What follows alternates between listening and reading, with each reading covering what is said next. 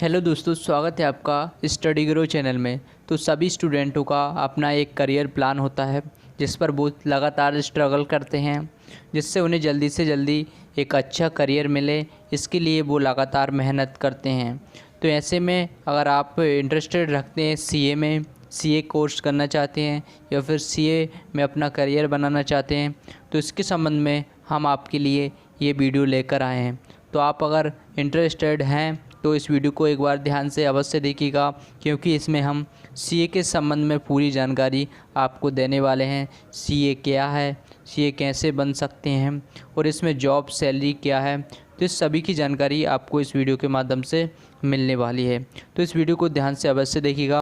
और लेकिन इससे पहले आपसे छोटी सी रिक्वेस्ट है, अगर आप हमारे चैनल पर नए हो तो हमारे चैनल को नीचे लाल कलर का बटन दिया है, उस पर क्लिक करके सब्सक्राइब कर लें और पास वाले जो बेल आइकन का बटन दिया है उस पर भी क्लिक कर दें, जिससे क्या होगा, आपको एजुकेशन संबंधित सभी वीडियो मिलती रहेंगी। तो चलिए अब शुरू करते हैं वीडियो को बिना किसी टाइम के। तो सबसे पहले ये जानना बहुत ज़रूरी है कि सीए आखिर क्या होता है। तो सीए का फुल फॉर्म होता है चार्टर्ड अकाउंट। अगर आप सीए कर लेते हो, आपका सीए कंप्लीट हो जाता है, तो आप अकाउंटिंग का काम कर सकते हो, फाइनेंशियल का कर सकते हो, और इसके बाद में टैक्स रिटर्न और इससे संबंधित जो लेन देन के काम होते हैं वो सभी आप कर सकते हो। और इसके अलावा सभी छात्रों के माइंड में एक कॉमन सा क्वेश्चन रहता है, क्या हमें कौन सा सब्जेक्ट लेना चाहिए सीए करने के लिए। तो ऐसे में आप कोई सा भी सब्जेक्ट ले सकते हैं, चाहे साइंस के स्टूडेंट हों या फिर आर्ट्स के स्टूडेंट हों या फिर कॉमर्स के स्टूडेंट हों, आप सीए कर सकते हैं। तो लेकिन जो अधिकतर छात्र होते हैं वो कॉमर्स से सीए करना पसंद करते हैं, क्योंकि कॉमर्स से उनको थोड़ा आसान लगता है साइंस और आर्ट्स की अपेक्षा। अब आगे की प्रोसेस जानते हैं कि सीए करने के लिए अब क्या करना होगा। तो 10th के बाद आप सब्जेक्ट का चुनाव करोगे। तो हो सके अगर आप सीए करना चाहते हैं तो आप कॉमर्स सब्जेक्ट का चुनाव करें। वैसे आप किसी अन्य सब्जेक्ट से तो कर सकते हैं, लेकिन तो अगर आप सीए ही करना चाहते हैं तो इसके लिए आपको कॉमर्स से ही चुनना बेहतर होगा। सीए बनने के लिए आपको सीपीटी का एग्ज़ाम देना होता है। तो इसके लिए आप 10th के बाद फॉर्म अप्लाई कर सकते हैं, लेकिन आप जब 12th पास कर लेते हैं तो आप सीपीटी का एग्ज़ाम दे सकते हैं। सीए बनना इतना आसान नहीं होता है जितना कि आप समझ रहे हैं। सीए बनने के लिए काफ़ी ज़्यादा मेहनत करनी होती है, तब जाकर आप सीए बनते हैं। तो सीए बनने के लिए आपको 3 स्टेप्स से गुजरना होता है, तब जाकर आप सीए बन पाते हैं। तो आइए जानते हैं वो कौन सी 3 स्टेप्स हैं।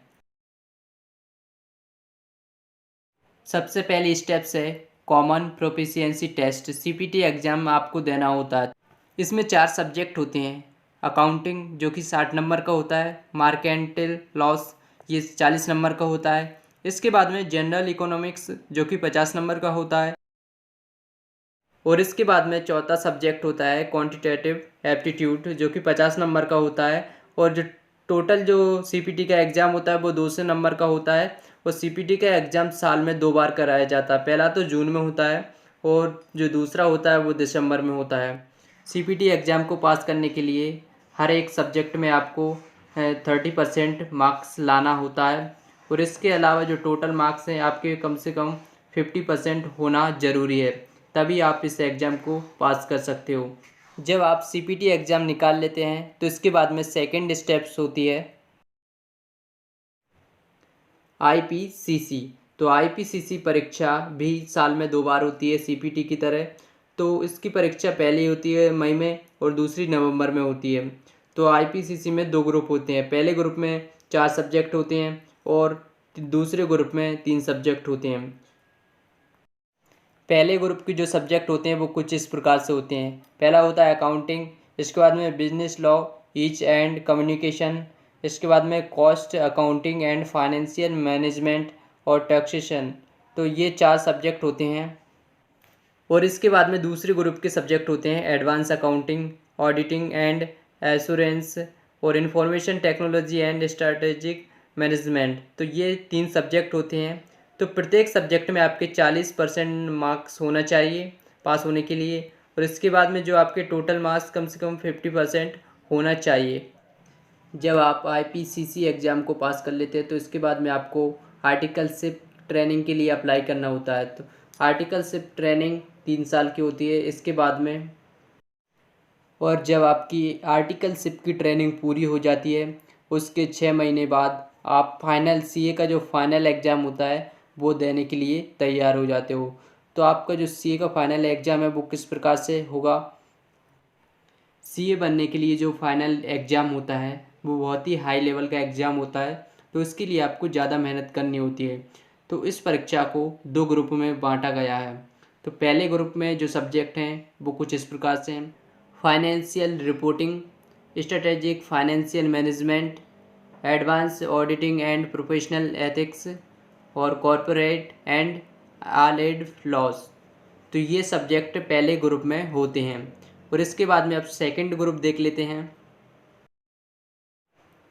सेकंड ग्रुप के सब्जेक्ट होते हैं एडवांस्ड मैनेजमेंट अकाउंटिंग, और सेकंड होता है इंफॉर्मेशन सिस्टम्स कंट्रोल, और थर्ड होता है ऑडिट, डायरेक्ट टैक्स लॉ और इनडायरेक्ट टैक्स लॉ। कुछ इस प्रकार से 4 सब्जेक्ट होते हैं। और इस प्रकार से आप सीए बनने के लिए सभी एग्ज़ाम को पास करना होता, तब जाकर आप एक सीए बन सकते हैं, यानी कि चार्टेड अकाउंट बन सकते हैं। सीए कंप्लीट करने के बाद में करियर ऑप्शंस क्या क्या होते हैं और इसके बाद में सैलरी पैकेज कितनी होती है, तो ये सभी जानकारी भी अब जान लेते हैं। सीए करने के बाद में आप बैंक में जॉब कर सकते हैं, इसके बाद में वित्तीय संस्थाओं में जॉब कर सकते हैं, अकाउंटिंग मैनेजमेंट का काम कर सकते हैं। इसके बाद में काफ़ी सारी वैकेंसी निकलती हैं अकाउंटिंग की जॉब के लिए, तो आप उसमें अप्लाई कर सकते हैं। और इसके अलावा और भी ऑप्शंस होते हैं जैसे financial, tax return, accounting management. तो इस प्रकार की जो कंपनी में काम रहते हैं वो आप कर सकते हैं। और इसके बाद में सैलरी पैकेज की बात करते हैं, इसमें कितनी सैलरी मिलती है। एक चार्टेड अकाउंट का काफ़ी अच्छा सैलरी पैकेज होता है। तो ये सैलरी कितनी है, तो ये आपकी कंपनी या जॉब की जो पोस्ट होती है उस पर डिपेंड करता है कि आपका जो सैलरी पैकेज है वो कितना होना चाहिए। तो ऐसे में बहुत सारी कंपनीज होती हैं जो अपने अकाउंट को मैनेजमेंट करने के लिए या फिर टैक्स रिटर्न्स, फाइनेंशियल कंपनी काफ़ी अच्छे जो सैलरी पैकेज देती हैं। तो इसमें जो आपकी सैलरी होती है वो काफ़ी हाई होती है। अगर एक फ्रेश कैंडिडेट की देखी जाए सैलरी, तो लगभग एक मंथ की जो सैलरी पैकेज होगा वो 50,000 प्रति मंथ हो सकता है इंडिया के अंदर, और इससे ज़्यादा भी हो सकता है। ये डिपेंड करता है आपकी कंपनी पर और आपके काम पर। तो अगर आप फ्रेश कैंडिडेट हैं तो आपको 50,000 प्रति मंथ मिल सकते हैं, और इसके अलावा इसकी जो बढ़कर सैलरी वो लाखों में पहुंच जाती है। और अगर आप किसी बड़ी कंपनी में काम करते हो तो इसके लिए जो सैलरी पैकेज और भी हाई हो सकता है। तो दोस्तों अब वीडियो को यहीं पे समाप्त करते हैं। अगर आपको वीडियो अच्छी लगी हो तो हमारी इस वीडियो को लाइक कर दीजिएगा, और साथ में अगर आप हमारे चैनल पर नए हो तो इस चैनल को सब्सक्राइब करके बेल आइकन को प्रेस कर दीजिएगा, और इस वीडियो को शेयर ज़रूर कर दीजिएगा। तो वीडियो देखने के लिए धन्यवाद। मिलते हैं अगली वीडियो में।